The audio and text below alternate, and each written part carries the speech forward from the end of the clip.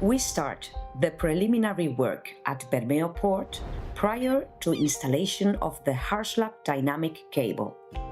The first phase ends with the necessary logistics work and preparation of materials.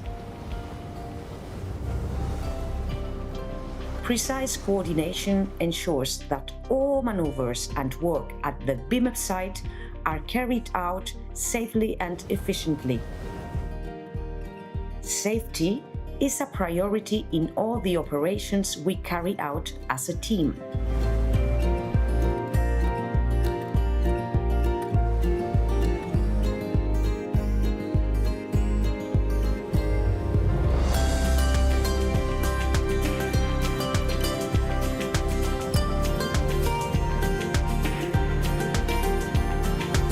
Once the surface operations have been completed, work continues beneath the sea.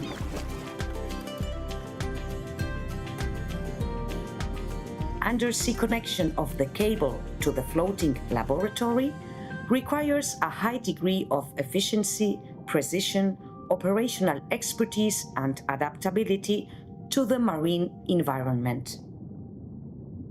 CDA Underwater Solutions.